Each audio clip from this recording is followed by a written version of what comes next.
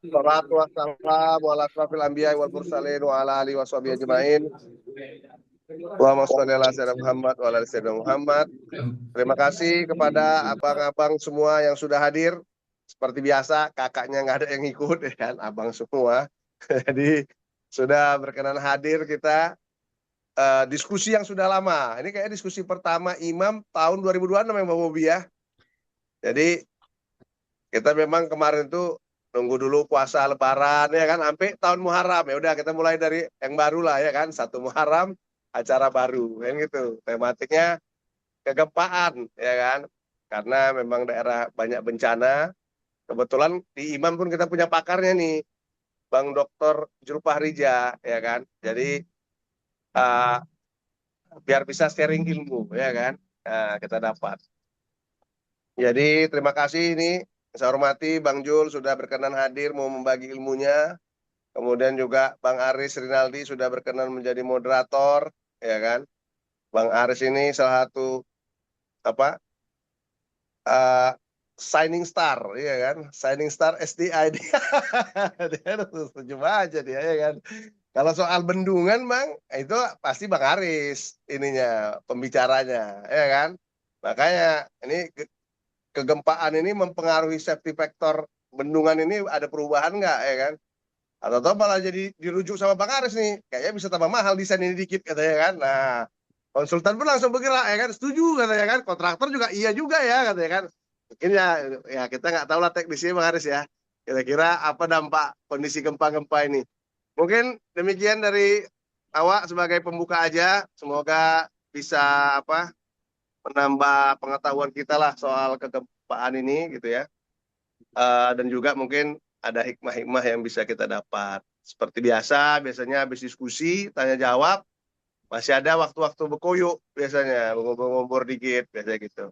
Silakan waktu dan tempat, saya persilakan kepada Bang Aris dan Dr. Zulfah Rija. Bang Jul. Ya. Terima kasih Assalamualaikum warahmatullahi Bang. wabarakatuh.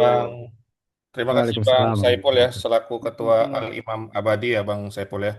Insya Allah masih terus Bang Saipul sama Bang Bobi.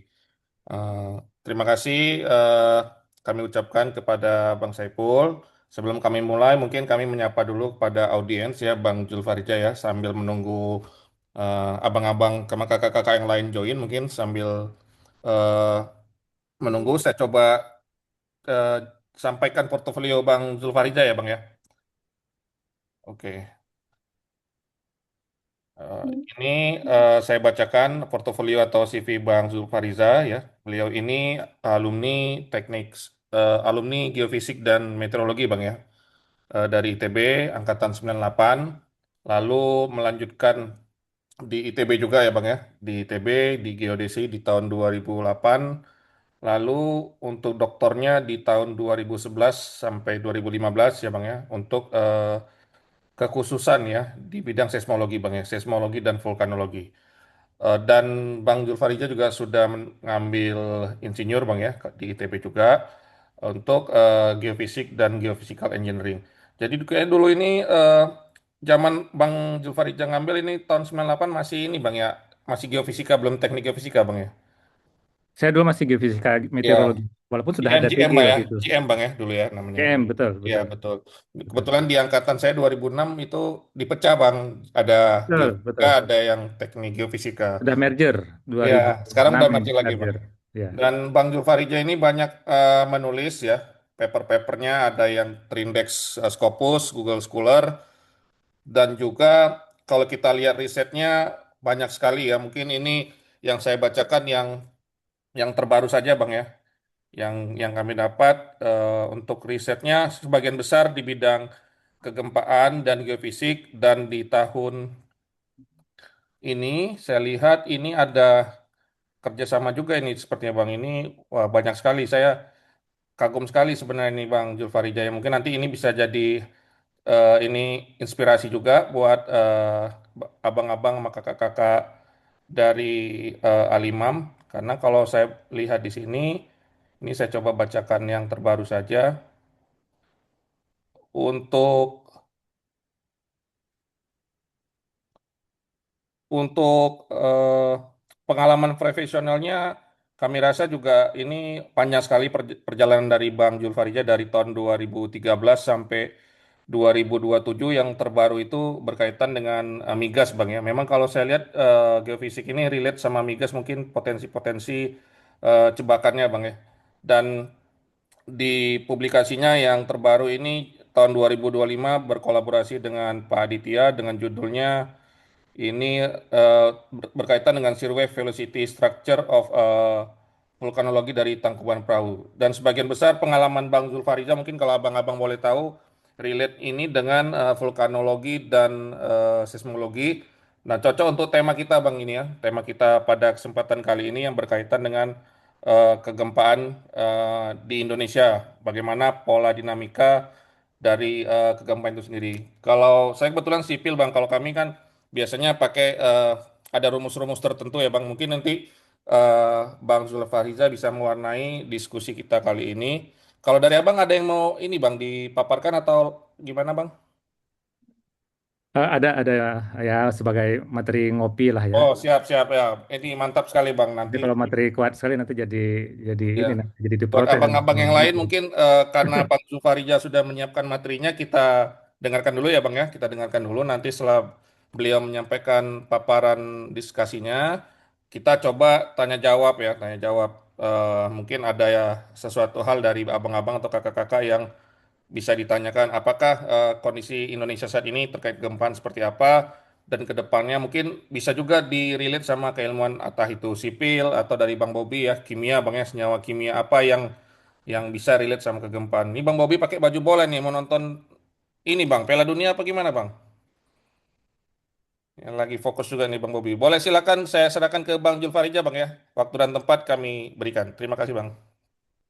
Baik, terima kasih Bang Bang Aris. Assalamualaikum warahmatullahi wabarakatuh. Bismillahirrahmanirrahim. Alhamdulillahirrahmanirrahim. Wassalatu wassalamu ala asyrafil anbiya wa mursalin Sayyidina Muhammadin wa ala alihi wa sahbihi ajma'in. Abang-abang, imam, dan juga kakak-kakak yang saya hormati, ini sebagai perkenalan awal, kalau saya dulu di imam masuknya tahun 98. Dulu di ospek sama Bang Angin, eh, yang saya ingat itu ya.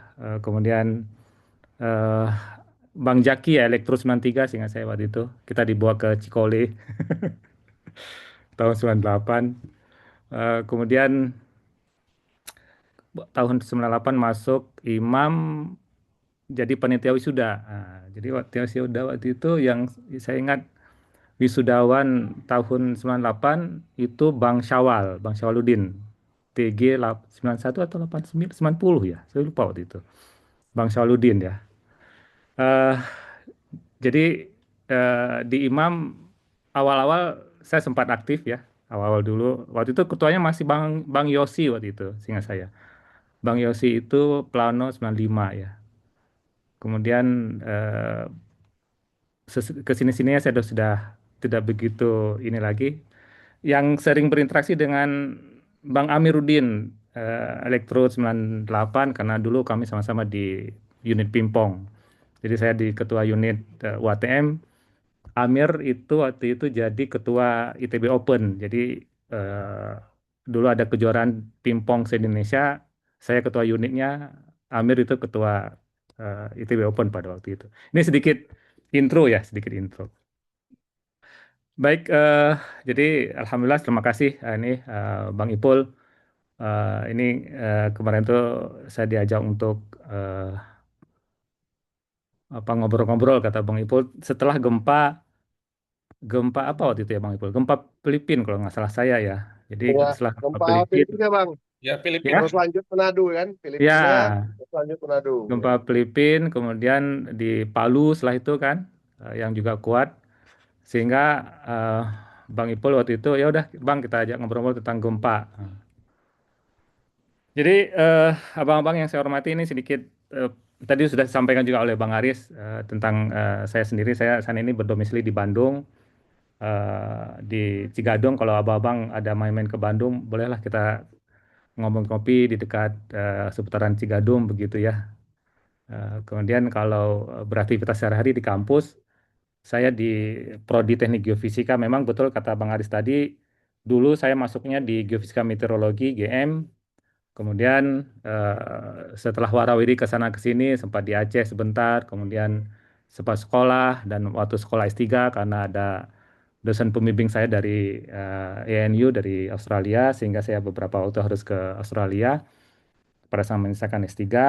Kemudian tahun 2017 saya diajak untuk gabung di ITB sebagai dosen. Sebelumnya saya sempat di Aceh, kemudian saya pindah ke Bandung dan gabung sebagai dosen di ITB itu tahun 2017. Dan saat ini saya di ITB itu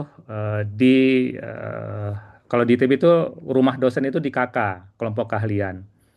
Jadi kelompok keahlian saya di Geofisika Global di Fakultas Teknik Pertambangan dan Permiakan. Sedangkan kalau mengajarnya itu di beberapa prodi, ada di prodi Sains Kebumian, kemudian ada di prodi Teknik Geofisika, kemudian ada juga ada diajak minta tolong bantu-bantu di prodi apa itu geotermal begitu ya.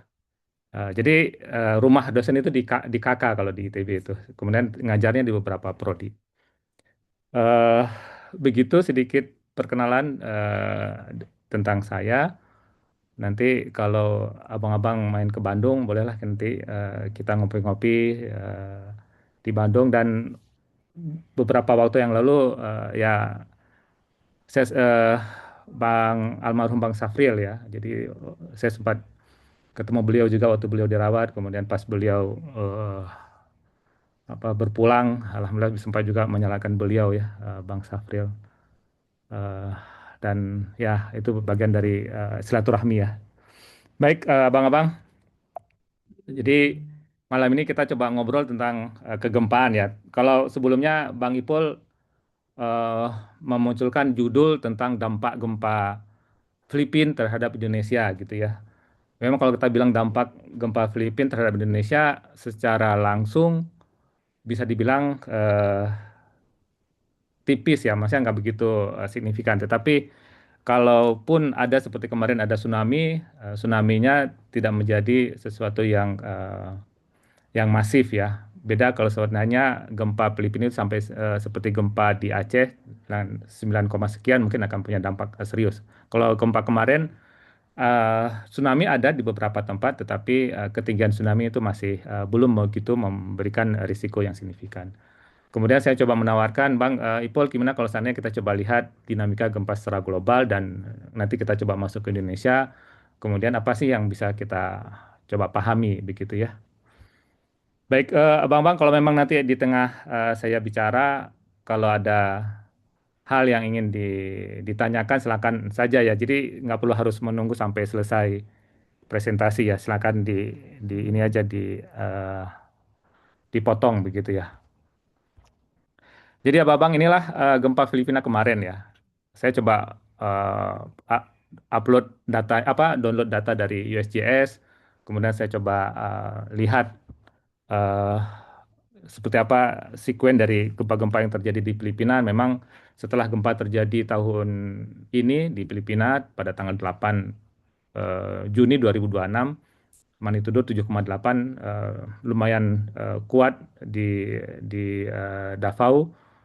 Eh, dan setelah gempa 7,8 diikuti oleh sejumlah gempa susulan. Dan kalau kita lihat di sini, inilah rangkaian gempa susulan yang terjadi di bagian selatan Filipina. Dan memang kalau kita lihat secara tektonik, Filipina itu punya dinamika tektonik yang lumayan eh, rumit ya. Jadi ini di sisi timur kita lihat ada suatu profil trends di sana, atau kalau kami sering menyebutnya trends atau bahasa sederhananya apa ya? Palung ya, batas antara bidang subduksi antara lempeng Filipina, lempeng laut Filipina dengan bagian dari Eurasian Plate. Tetapi Filipina itu menarik. Jadi di sisi timur itu didorong oleh eh, Laut Filipina, kemudian di sisi barat juga didorong oleh Laut Cina Selatan gitu ya.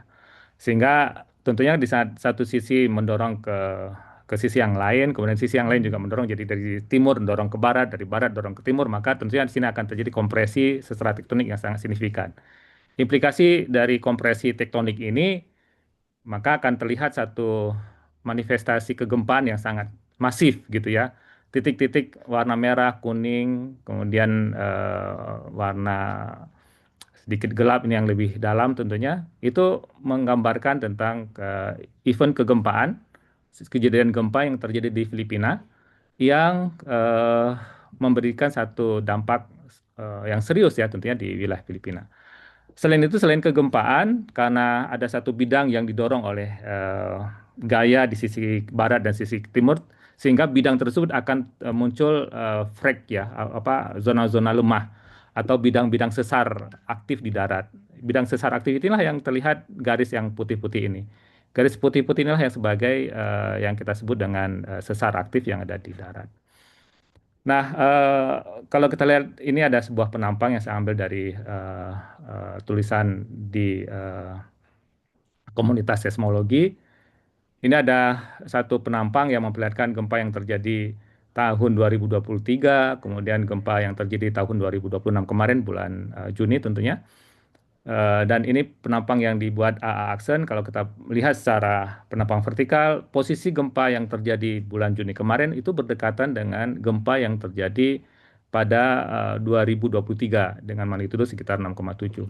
Sehingga dari sini bisa kita katakan bahwa itu sebuah kondisi tatanan tektonik yang sangat aktif yang tentunya memberikan tingkat kompresi tektonik juga yang masif gitu ya, sehingga mengakibatkan rentetan kejadian gempa yang juga memberikan magnitudo yang signifikan. Nah, inilah kalau kita lihat dari dinamika yang terjadi di Filipina yang menjadi diskusi kita di malam ini. Nah, kalau kita lihat berikutnya yang terjadi di eh, Palu atau di Sulawesi. Nah, Sulawesi yang terjadi pada tanggal 16 Juni 2026, jadi 8 hari setelah kejadian gempa di Filipina. Kemudian saya coba plot gempanya dengan menggunakan data dari BMKG, dan kita lihat di sinilah rangkaian mulai dari kejadian gempa utamanya 6,7 disusul oleh beberapa gempa kejadian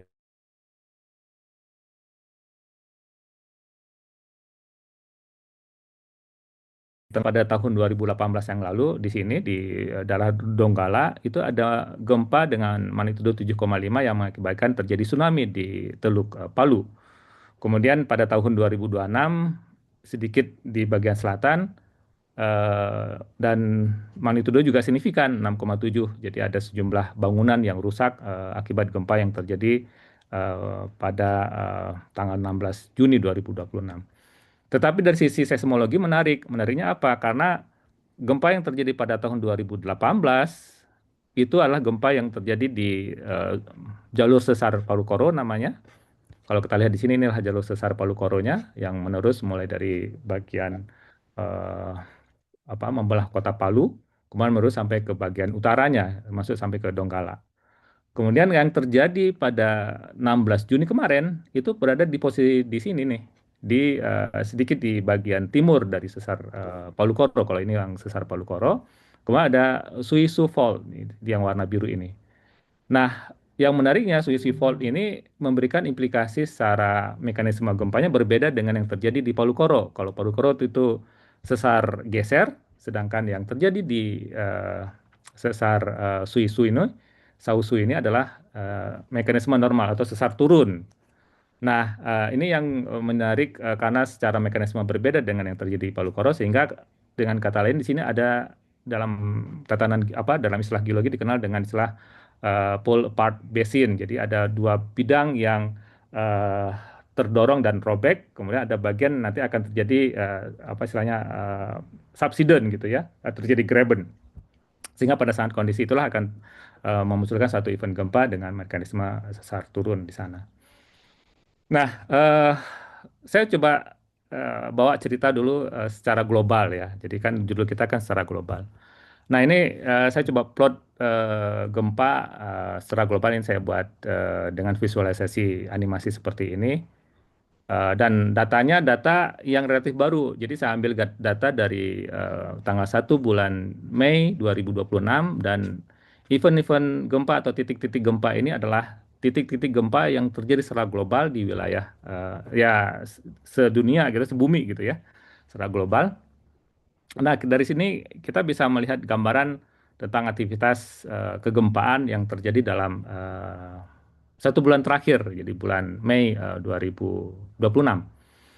Nah, memang kalau kita lihat di sini dominan gempa terjadi di sini nih, di bagian Alaska, ya, kemudian sebagian di Amerika bagian utara, dan kita masih menemukan beberapa event gempa di wilayah Tonga, kemudian ada di Haiti, Solomon Island, kemudian lurus ke selatan itu di New Zealand. Namun juga kalau kita perhatikan di wilayah Indonesia juga tidak sepi begitu ya, karena wilayah Indonesia juga punya tatanan tektonik yang aktif dan dia juga memberikan kontribusi kepada kejadian sebuah gempa. Sehingga kalau dengan kata lain kita bisa melihat sebuah rangkaian dari kejadian gempa yang berada di ujung dari pertemuan atau dorongan dari Samudra Pasifik. Kalau kita lihat sini adalah merupakan Samudra Pasifik. Kemudian ini adalah ujung-ujung yang didorong oleh lempeng Samudra Pasifik yang mendorong bagian lempeng benua. Dan dengan bahasa yang umum kita kenal dengan istilah cincin api Pasifik. Inilah cincin api Pasifik mulai dari bagian Amerika Selatan, menurut sampai ke bagian ini di apa Kuba gitu ya, menurut sampai ke bagian Amerika, ini dekat dengan San Andreas, kemudian di Alaska, kemudian menurut ke Kamchatka di wilayah bagian dari Rusia, kemudian di Jepang, Taiwan, menerus ke Filipina di daerah sini, di Filipina daerah sini, ini daerah Taiwan, ini Filipina, kemudian di wilayah Indonesia, mulai dari Sumatera, Jawa, dan juga menurut sampai ke Papua Nugini, menurut sampai ke bagian selatan di New Zealand. Nah, inilah sebuah rona dari kegempaan yang terjadi secara global dalam 1 bulan terakhir. Tentu ini akan lama ya, ini tanggal 7 Mei ya. Nanti kalau kita tunggu itu akan lama gitu ya, sampai tanggal 31. Saya akan coba loncat saja. Nah, kemudian saya coba buat dalam bentuk histogram ya. Jadi selama 1 bulan terakhir, secara global itu ada sekitar 5.729 kejadian gempa di bulan Mei saja. Jadi sebuah angka yang saya pikir tidak sedikit gitu ya, 5.000 kejadian, 5.700 event gempa dalam 1 bulan. Jadi rata-rata kejadian gempa setiap harinya itu dari 130 sampai dengan 250 kejadian gempa per hari. Nah, kalau kita lihat di sini, ini magnitudonya atau kekuatan gempanya, kemudian ini kejadian apa frekuensi kejadian gempanya. Tanggal ya, mulai di bagian 1 Mei sampai dengan tanggal 31 Mei. Nah, kalau kita lihat memang dominan gempa yang banyak sekali intensitasnya yaitu di gempa-gempa yang memiliki magnitudo relatif kecil ya, kurang dari 2 ya. Kalau kita lihat di sini ini magnitudo 2 yang tentunya sebagian besar kita tidak merasakan ya. Tetapi kalau kita punya jaringan pengamatan seismometer maka dia akan merasa dengan mendeteksi dengan baik. Nah, inilah komposisi gempa dalam 1 bulan terakhir. Dan kalau magnitudo lebih pada 4, tentu akan berada di sini, ya, relatif lebih sedikit dibandingkan dengan gempa-gempa antara 1, sekian sampai dengan 2, sekian. Kemudian kalau kita lihat yang gempa-gempa besar, masih frekuensi kejadian relatif sedikit dalam bulan Mei kemarin. Jadi maksimum terjadi mungkin 6,8 di sini ya, 6,8. Kemudian ada ini sekitar 6,6 mungkin atau 6,7 juga terjadi sekitar di pertengahan bulan Mei. Kemudian ada yang menarik gitu ya, kalau kita buat dalam bentuk histogram seperti ini, ada yang satu event yang menarik di tanggal 10 Mei itu ada sebuah rangkaian kejadian gempa yang sangat masif gitu ya, mungkin dalam 1 hari eh, dia memecahkan rekor mungkin hampir 500 mungkin kejadian gempanya. Kemudian setelah kita lihat posisi dari kejadian gempa, ini kemungkinan besar karena gempa suam ya di Brawley, California. Jadi gempa suam ini adalah gempa yang terjadi secara terus-menerus, tetapi tidak ada gempa utamanya, nggak ada gempa besarnya. Jadi kalau terjadi di sana kalau kita lihat sini mungkin yang ini kelihatannya ya, ya. Jadi gempa-gempa yang terjadi di magnitudo 1, 2, 3, tetapi masif sekali. Eh, Tidak memberikan dampak kerusakan yang signifikan, tetapi getaran-getaran yang diberikan oleh gempa itu sangat masif gitu. Biasanya kalau melihat posisi dari gempa suam ini biasanya berkaitan dengan migrasi fluida. Jadi kalau seandainya di situ ada aktivitas gunung api, kemudian karena dorongan dari bawah permukaan, kemudian material fluida itu berpindah dari satu posisi ke posisi yang lain. Pada saat dia berpindah melewati rekan-rekan batuan, maka akan menghasilkan getaran ya, yang dikenal dengan getaran gempa suam. Nah, ini sering terjadi di Indonesia juga gitu ya, di beberapa tempat misalkan seperti yang terjadi di Jailulu waktu itu, kemudian yang terjadi di Mamuju, itu beberapa lokasi gempa-gempa suam yang pernah terjadi. Sama juga yang pernah terjadi di Danau Toba ya, di dekat Pulau Samosir, itu pernah juga tercatat gempa suam yang sangat masif ya, itu sekitar tahun 2021 sampai dengan 2022 di daerah di daerah Danau Toba. Dan itu dicurigainya karena masih ada pengaruh dari di kalderanya Toba ya. Jadi masih ada migrasi magma yang ada di dalam kalderanya Toba yang pindah dari satu lokasi ke lokasi yang lain karena pengaruh tekanan. Nah, ini kalau kita lihat secara statistik. Kemudian ini yang tadi saya sebutkan inilah bagian dari cincin api Pasifik dan ini gempa-gempa yang terjadi dengan magnitudo lebih daripada 7 dengan menggunakan data dari USGS dan ini sebuah ilustrasi yang memperlihatkan Ring of Fire ya. Saya pikir sudah familiar di kita mendengarkan istilah cincin api Pasifik. Jadi cincin api yang terjadi di Samudra Pasifik akibat adanya dorongan tektonik yang sangat masif dan itu pelaku utamanya lah si Samudra Pasifik yang dorong ke sisi barat, ke sisi timur, ke utara gitu ya, yang mengakibatkan implikasi kegempaan. Nah, selain implikasi kegempaan dengan keberadaan dari dorongan si Samudra Pasifik ini memunculkan juga rentetan gunung api aktif gitu ya. Kita menemukan sebuah jajaran gunung api yang sangat masif di Indonesia, kemudian di Papua Nugini, di Tonga, di Vanuatu sampai ke New Zealand, kemudian ke bagian utaranya di Jepang, kemudian di Kamchatka, di Alaska, di Amerika Utara sampai ke sebagian dari di bagian Amerika Selatan.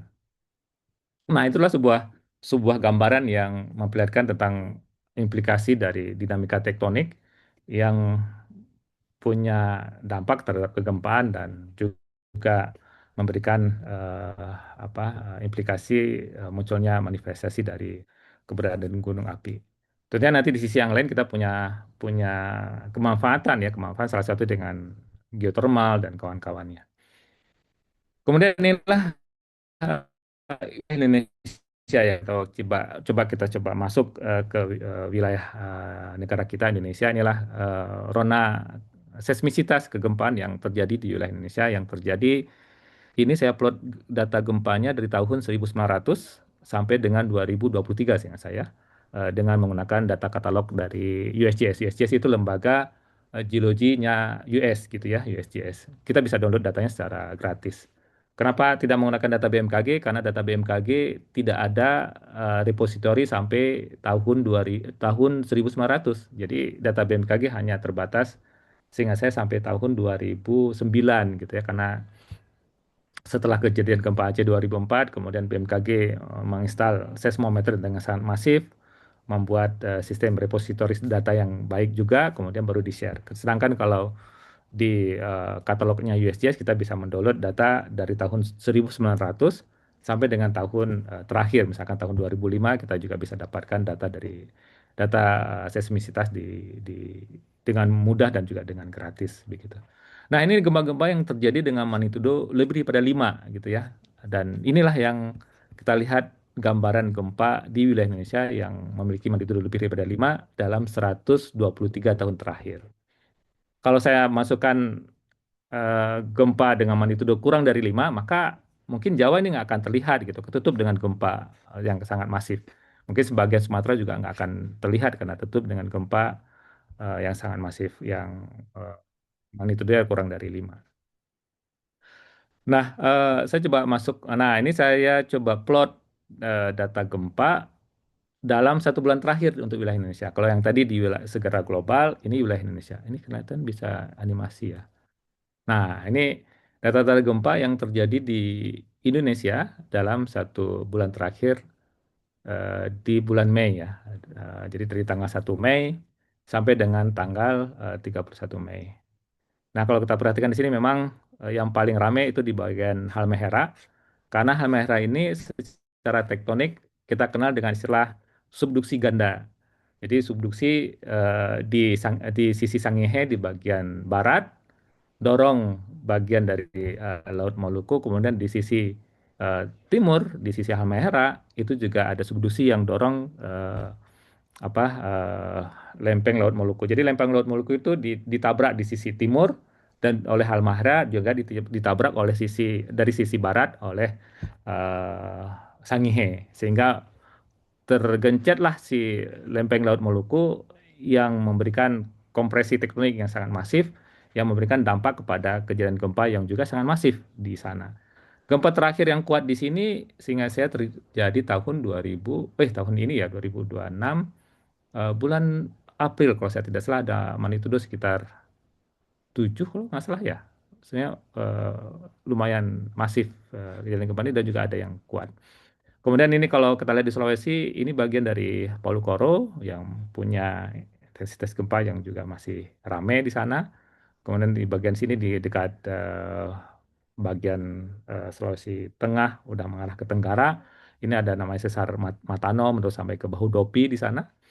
Kemudian di bagian yang lain kita menemukan di Nusa Tenggara Timur. Di sini juga ya ada sesar di bagian utara yang kita kenal dengan adanya Flores Beactras. Kemudian di bagian selatan tentunya dari gedrongan Indo-Australia. Kemudian begitu juga di wilayah Jawa gitu ya, kita menemukan ada beberapa event gempa. Kemudian kalau kita bawa lagi ke bagian barat di daerah Bengkulu, kemudian sedikit ke utara di bagian Sumatera Barat, kemudian menerus sampai ke bagian Sumatera Utara dan juga di Aceh. Jadi kalau yang warna merah ini relatif dangkal, mungkin kurang dari 50 kilo yang warna-warna merah, kemudian yang warna kuning itu mungkin dari 50 sampai dengan 100 kilo kedalaman sumber gempanya atau hiposenternya. Kemudian yang warna hijau itu dari 100 sampai dengan 150, yang warna hijau seperti yang di sini, berarti ini gempa-gempa dalam. Kemudian warna biru berarti lebih dalam lagi. Jadi kalau kita lihat di Sumatera ada warna biru, ini bukan gempa yang terjadi di darat, tetapi gempa yang terjadi di dalam slab eh, subduksi ya, di subduksi Indo-Australia yang sudah nabrak di bawah Sumatera dengan kedalaman di atas 150 kilo sampai dengan 200 kilo. Nah, ini sebuah gambaran yang memperlihatkan seismisitas di wilayah Indonesia yang terjadi di bulan Mei 2026. Seingat saya kalau waktu saya download data ini sekitar 900-an ya, 900 event gempa di wilayah Indonesia. Oke, nah kemudian kami mencoba untuk melihat sebaran gempa, kemudian kita coba plot kalau ini secara kita lihat dari atas gitu ya. Kemudian kalau yang ini kita lihat dari samping. Jadi kalau saya sering menganalogikan, kalau ini kita lihat ikan dari ya, kolam, dari atas kolam gitu ya, kita lihat ikannya. Sedangkan yang bagian penampang vertikal ini kita lihat ikan dari akuarium gitu ya. Kalau ini dari atasnya, kalau ini dari sampingnya dari akuarium. Nah, kalau kita perhatikan di sini, maka kita akan memahami tentang pola tektonik gitu ya. Seperti di bagian penampang A-aksen ini di bagian utara dekat dengan Banda Aceh, kita melihat rangkaian atau tren dari gempanya relatif dangkal gitu ya. Dan berhenti di ujung sini. Berarti ujung dari slab subduksi yang masuk di bawah Sumatera bagian utara di Aceh itu masih relatif muda dan relatif landai gitu ya. Kemudian kalau BB Aksen juga udah masuk ke bagian Sumatera Utara, kita juga masih melihat masih relatif landai. Kemudian ini di CC Aksen sudah masuk ke bagian tengah ini ya, di Sumatera Barat. Itu masih kelihatan masih relatif sama dengan penampang di A Aksen sama BB Aksen. Kemudian kalau kita masuk lagi ke lebih bagian selatan, ini sekitar Bengkulu ya, itu udah lebih dalam ya. Jadi udah lebih mencuram gitu ya. Terlihat dari event-event gempa yang relatif lebih dalam sampai kedalaman sekitar 300 sampai dengan hampir 400 gitu. Kemudian ke Aksel udah masuk ke bagian Selat Sunda, kemudian ini di FEWS udah masuk ke Jawa bagian barat. Nah, Jawa bagian barat kita lihat udah lebih curam gitu ya. Kemudian kalau kita menerus sampai ke bagian tengah itu sudah ketemu gempa-gempa dengan kedalaman 600 kilo, berarti udah di ujung dari slab samudra yang sudah masuk di bawah Pulau Jawa. Begitu juga ini di bagian Jawa bagian timur. Nah, ada yang menarik di bagian ini nih, menarik. Apa yang menarik? Karena ini seperti ada bagian yang masuk di kedalaman 600 kilo yang memperlihatkan adanya gempa-gempa dalam di sana. Ini yang sering kita sebut dengan istilah banda detachment gitu. Jadi slab tua yang sudah kedorong sampai ke kedalaman 600 kilo, kemudian didorong oleh bagian dari Australia yang dorong sisi di sini ya kalau kita lihat ini wilayahnya. Ini bagian dari lempeng Australia, kemudian nabrak. Ada lempeng tua yang sudah nyusup ke bawah, kemudian terbentuklah yang dikenal dengan istilah banda detachment di sini ya, gempa-gempa dengan kedalaman sampai 600 kilo.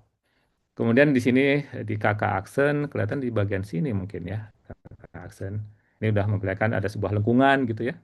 Nah, yang menarik yang ini nih, ini yang tadi yang saya sebutkan sebagai subduksi ganda. Ini bagian dari lempeng Laut Maluku yang sudah istilah melengkung gitu ya, karena dari sisi barat terdorong oleh eh, bagian dari lempeng Sangihe, Sangihe subduksi Sangihe.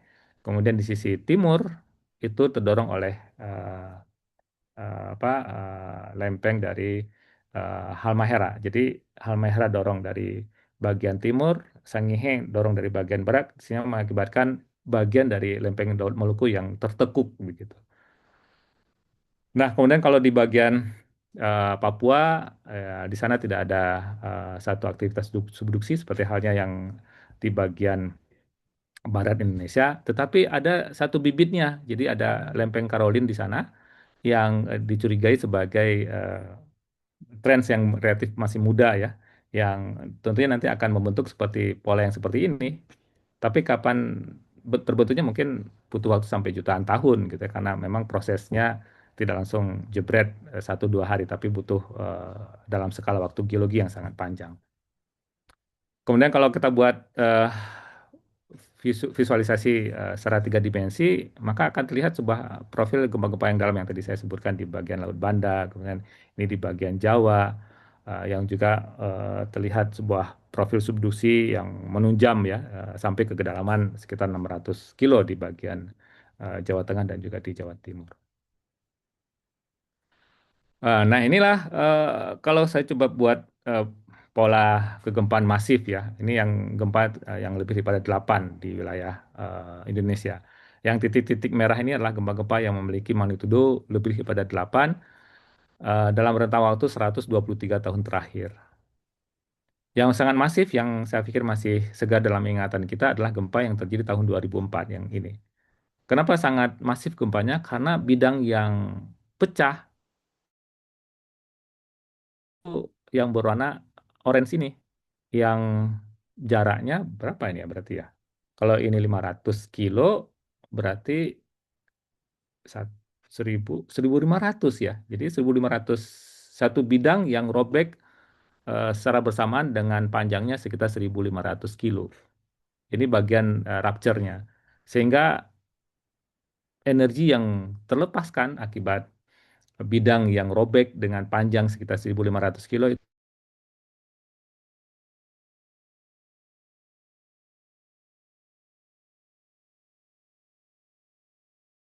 ada 2 event gempa di bagian bagian barat Sumatera yang 2 poin ini yang besar, dan ini adalah gempa kembar yang terjadi tahun 2012 ya. Jadi gempa dengan magnitudo 8,4, kemudian disusul lagi dengan 8,7 dulu, kemudian disusul dengan 8,4. Jadi gempa kembar yang terjadi pada tahun 2012. Kemudian yang besar ini gempa Nias. Ini gempa Bengkulu tahun 2007, dan ini gempa eh, Sumbawa kalau saya tidak salah yang mengakibatkan terjadi tsunami di Sumbawa tahun 78 kalau saya tidak salah. Kemudian ini ada beberapa gempa yang terjadi di Laut Banda, kemudian ini di dekat dengan apa Maluku ya. kemudian ini di Sulawesi, kemudian ini di bagian utara dari Sulawesi yang dekat dengan Filipina. Kemudian selain itu ada juga gempa yang terjadi di Biak ya tahun 86 yang mengakibatkan gempa juga gempa apa tsunami Biak tahun 86. Nah, ini adalah event-event gempa yang signifikan yang pernah terjadi di Indonesia yang mana dengan kata lain kita bisa mengatakan bahwa Indonesia punya punya catatan sejarah yang panjang ya dan juga yang memberikan kewaspadaan kepada kita yang harus lebih tinggi gitu ya karena kita berada di zona tatanan tektonik yang sangat sangat aktif dan juga sangat sangat rumit tentunya. Nah, ini saya coba petakan gitu ya. Ini gempa, ini tahun 2012, 8,6, kemudian ini tahun 2012 juga di hari yang sama, bulan April seingat saya pada waktu itu. Kemudian ini gempa 2004, ini gempa Nias, ada 8,2, ini 1907, yang kalau kita baca beberapa manuskrip kuno, menyebutkan bahwa gempa tahun 1907 di Semulu yang melahirkan satu hikayat semong gitu ya. Jadi dengan adanya hikayat semong membuat masyarakat Semilu itu setelah punya pengalaman 1907 kemudian didendangkan dalam bentuk hikayat dan itu turun temurun sehingga pada saat terjadi gempa 2004 yang lalu di Semulu itu jumlah korbannya kalau saya tidak salah itu sekitar 5 orang ya. Karena setelah terjadi gempa, masyarakat Simulu tidak lari ke pantai seperti halnya di Banda Aceh ya. Tetapi masyarakat Simulu pasti gempa langsung naik ke bukit untuk menyelamatkan diri. Karena memang di hikayat Sumong itu ada satu bait yang menceritakan menjelaskan bahwa kalau terjadi tanah bergoyang maka janganlah kamu berada di dekat pantai langsung kamu lari ke bukit yang lebih tinggi. Nah, itu yang dilakukan oleh masyarakat Simulu sehingga pada saat terjadi gempa dan tsunami Aceh 2004 masyarakat Simulu itu relatif lebih bisa melakukan mitigasi ya. Jadi langsung naik ke bukit untuk menyelamatkan diri. Tentu berbeda dengan masyarakat di Banda Aceh pada waktu itu. Jadi pas saya pernah dengar cerita, jadi ada eh, melihat air laut surut, kemudian ada ikan yang kelepar-kelepar gitu ya di dekat dengan apa pantai, kemudian bukan menjauhi pantai tetapi malah ke pantai yang ngambil ikan gitu. Nah, itu karena pengaruh dari tingkat edukasi yang masih belum begitu familiar dengan tsunami pada waktu itu.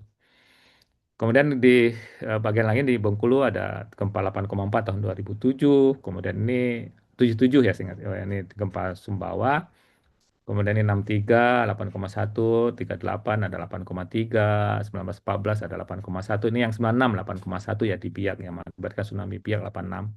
Kemudian ini tahun 65 8,2 di dekat dengan Pulau Buru, 8,1 1924, kemudian 8,3 1918 dan 8,1 1939. Nah, ini profil-profil kegempaan yang pernah terjadi di Indonesia.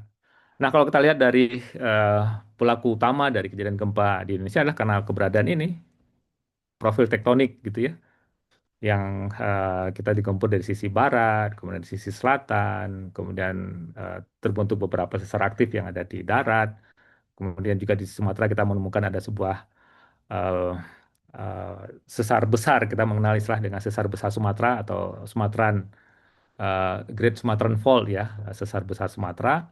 Inilah yang memotong bagian Sumatera di utara, di Aceh, kemudian menerus sampai ke Sumatera Utara, ke bagian Sumatera Barat, sampai ke Teluk Semangko di bagian selatan. Dan beberapa event gempa yang pernah terjadi masif di sini, kalau di Aceh, gempa Pidijaya, kemudian gempa di Gayo, kemudian gempa Toru, kalau yang kita mungkin sering mendengar gempa-gempa yang terjadi di Toru gitu ya, di Batang Toru, kemudian ada masuk ke Sumatera Barat itu ada gempa di apa waktu itu di Tanah Datar ya tahun 2007 ya, kemudian dan juga beberapa gempa yang lain. Sebenarnya di Jawa Barat sendiri kita punya sesar Lembang, sesar Cimandiri, ada sesar Ciremai, kemudian juga yang sempat terjadi pada tahun 2022 yang lalu di Cianjur ya, dan beberapa gempa yang lain. Selain itu juga kita lihat di Sulawesi, di di Papua juga seperti itu punya beberapa kemelusan sesar-sesar aktif di sana. Nah, gimana dengan Kalimantan? Kalimantan relatif lebih jarang dari garis-garis merah ya. Garis merah ini sebagai sumber yang menghasilkan gempa sesar aktif. Tetapi bukan berarti juga aman ya. Jadi beberapa event gempa juga pernah terjadi di Kalimantan gitu ya. Di sini ada juga gempa kecil di sini. Ini gempa di Kalimantan, kemudian di bagian timur dari Kalimantan juga ada beberapa event gempa. Kemudian di bagian Sabah ya di Malaysia juga ada beberapa event gempa di sana. Nah, kemudian dari Pusat Studi Gempa Nasional (Pusgen) membagi beberapa zona megatrust. Ini saya coba gambar ulang dengan menggunakan data dari Pusgen. Jadi ada megatrust Aceh Andaman, ada Nias Simelu, kemudian ada megatrust Batu, megatrust Mentawai Siberut, megatrust Mentawai Pagai. Dengan ini maksimum magnitudo yang mungkin terjadi di zona megatrust tersebut. Kemudian ini di Selat Sunda yang sempat ramai ya, karena ada yang Megatrust Selat Sunda dan sempat jadi pemberitaan pada beberapa waktu yang lalu. Kemudian ada Megatrust di West Central Java, kemudian ada Megatrust di East Java, kemudian Megatrust Sumba. Selain itu juga ada Megatrust di Papua, Filipina, dan juga di North Sulawesi. Inilah pembagian dari zona-zona megatrust yang punya potensi gempa maksimum rata-rata di atas 8 gitu ya. Bahkan ada yang 9,2 yang pernah terjadi di Aceh pada tahun 2004 yang lalu. Nah, ini sebagai gambaran untuk kita lihat seperti apa sih analogi ya untuk memudahkan kita dari sisi ya istilahnya ya kalau orang tidak belajar belum belajar geologi secara utuh, setidaknya dengan gambar ini bisa memahami bahwa ada satu profil keberadaan lempeng samudra ya. Jadi kalau ini wilayah Pulau Jawa, kemudian saya potong di sini ya, kita coba potong penampang dengan garis merah ini. Ilustrasinya seperti ini lebih kurang gitu ya. Ini Java Trend di zona pertemuan antara si lempeng Samudra Indo-Australia dengan bagian dari lempeng benua. Jadi lempeng benua ini kalau secara besarnya dikenal dengan istilah sebutan lempeng Eurasia, tetapi dalam satu lempeng itu ada gugusan, ada blok. Dalam istilah geologi disebut dengan Sunda Arc atau blok Sunda atau busur Sunda gitu ya. Jadi kalau ini Pulau Jawa, jadi pulau busur Sunda itu atau Sunda Arc itu kalau saya coba tarik ke gambar belakang. Nah, ini Sunda Arc ya, mulai dari Jawa kemudian terus sampai sebagian dari Kalimantan naik ke utara ke Thailand, sebagian Malaysia ke Myanmar gitu. Itu bagian dari Sunda Arc. Jadi ada istilah geologi yang menyebutkan adanya Sunda Arc. Kemudian Sunda Arc itu bagian dari Eurasian Plate ya, plate dari Eurasia. Sehingga mungkin dulu Lord Rangga ya yang mengagungkan atau mempopulerkan Sunda Empire mungkin terinspirasi dari sini mungkin ya. Jadi adanya Sunda Arc, kemudian dia mempopulerkan dengan Sunda Empire gitu ya di beberapa tahun yang lalu oleh Lord Rangga kalau saya tidak salah, sudah almarhum. Nah, inilah pada saat terjadi bidang kontak ini tentunya ada bagian yang nyangkut gitu ya. Pada bagian nyangkut ini karena gaya terus bekerja dia nyangkut. Jadi ada bagian yang terjadi stres yang tinggi akibat ada akumulasi energi di sana. Suatu saat bagian yang nyangkut ini akan terus menerima gaya dan pada suatu waktu yang menahan ini punya punya batas daya buat batas kesabaran gitu ya. Pada saat dia sudah nggak sabar lagi atau sudah nggak tahan lagi, maka dia akan lawan gitu ya. Untuk dia akan lepas energi ya setelah gempa. Kemudian akan terjadi pelelehan karena pengaruh dari beda tekanan dan juga beda temperatur, maka dia akan terdorong material magma sampai naik ke permukaan, kemudian muncullah gundukan-gundukan gunung api ya, yang di magma disuplai dari zona dari partial mating akibat pengaruh dari zona subduksi gitu ya naik ke permukaan sehingga muncullah deretan gunung api aktif di Jawa termasuk di Sumatera dan juga kalau kita lihat sini di sepanjang jalur cincin api Pasifik.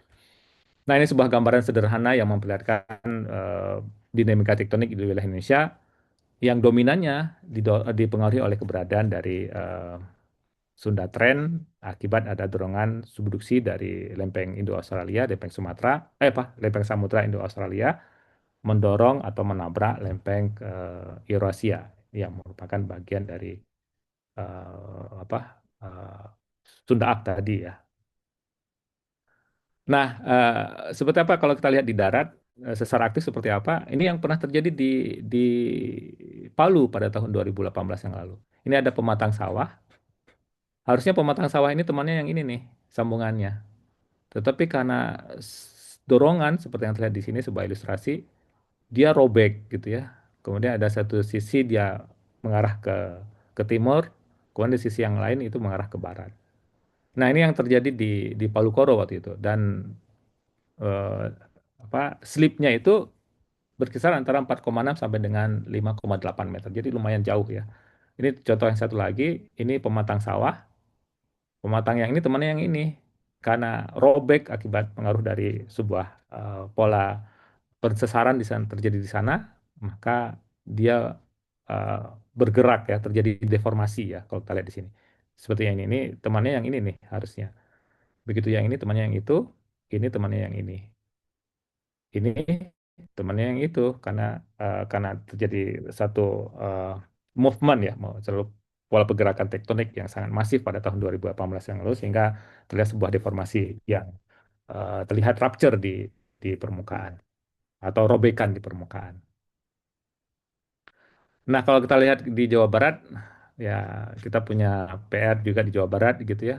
Ada sebagian eh, tempat yang mengalami gempa dan beberapa di antaranya sangat merusak seperti yang terjadi di Cianjur pada tahun 2022 yang lalu. Kemudian ada terjadi di bagian selatan dekat dengan Garut gitu ya. Kemudian kalau kita lihat sini Bandung adanya di sini posisi Bandung, di sini di utara ini ada sesar Lembang, kemudian ke bagian barat ada Cimandiri menuju sampai ke Pelabuhan Ratu. Kemudian ini yang ada di Bogor, dekat dengan Gunung Salak, dan juga di wilayah Majalengka, kemudian di Sumedang juga pernah terjadi tahun 2024 yang lalu. Nah ini profil seismisitas di Jawa Barat, dan kalau kita main-main ke Bandung, pernah main ke Tebing Keraton di dekat apa dari Bukit Tunggul ya atau dari Dago Tahura ya terus sampai nanti kita akan lihat satu eh, pemandangan yang sangat luar biasa dan sebenarnya kita sedang berdiri di gawir atau di dinding sesarnya Lembang ya dan di situ terlihat satu istilahnya satu poster yang memberikan edukasi kepada masyarakat bahwa sesar Lembang itu benar ada dan ya kita harus bersiap siaga gitu ya kalau seandainya sesar Lembang ini suatu waktu eh, apa bergerak atau dia mau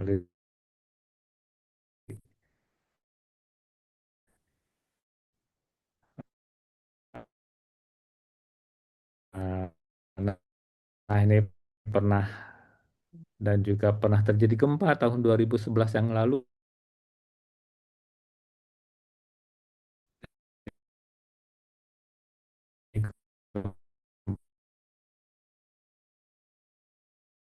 tiga koma tiga di bagian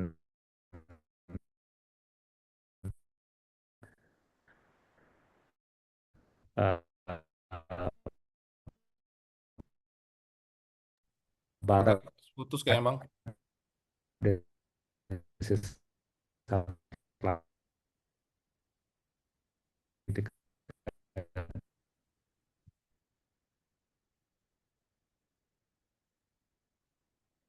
Ya, mohon izin, abang-abang kayaknya lagi sinyalnya jelek, jadi kelempar Bang. Wah. Ya, siap-siap Bang. Nggak apa-apa Bang. Boleh dilanjut aja Bang. Kayaknya ke Maaf. Tadi sampai mana ya? Boleh. sampai yang Lembang Bang.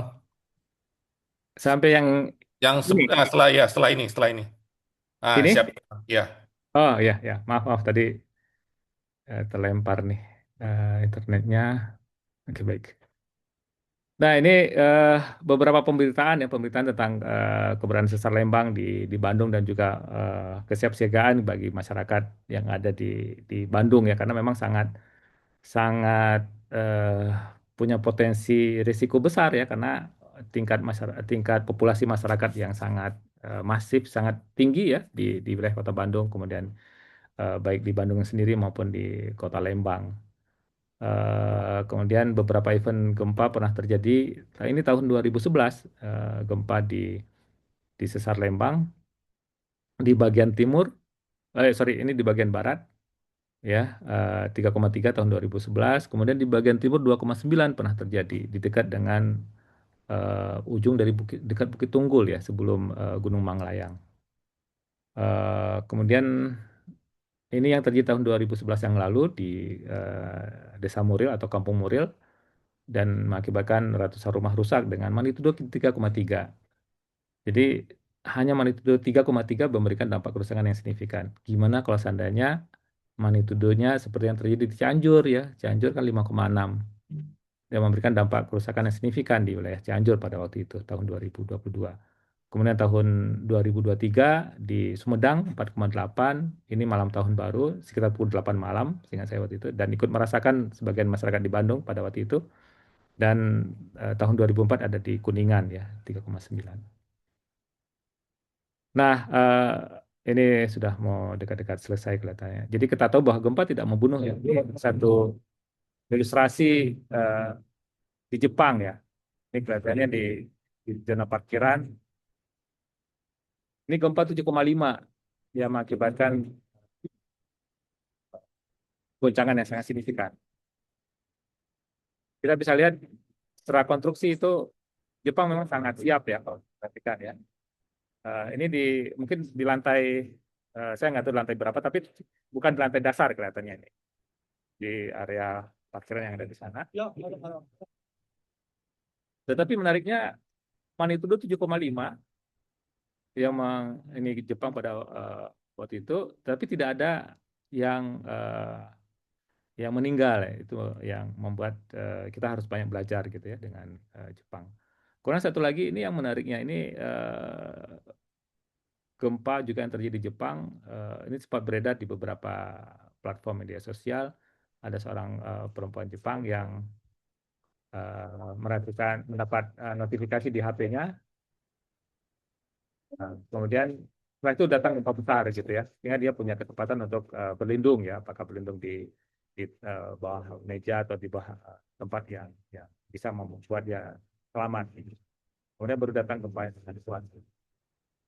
Nah, jadi ini yang sedang dikembangkan di Indonesia ya. Kita menyebut dengan istilah EEWS ya, atau Earthquake Early Warning System ya di Indonesia. Jadi BMKG, ITB, BRIN saat ini sedang mencoba untuk mendevelop Earthquake Early Warning System agar kita punya waktu sekian detik sebelum gempa getaran atau kami sering menyebutkan fase gelombang P sama fase gelombang S gitu ya.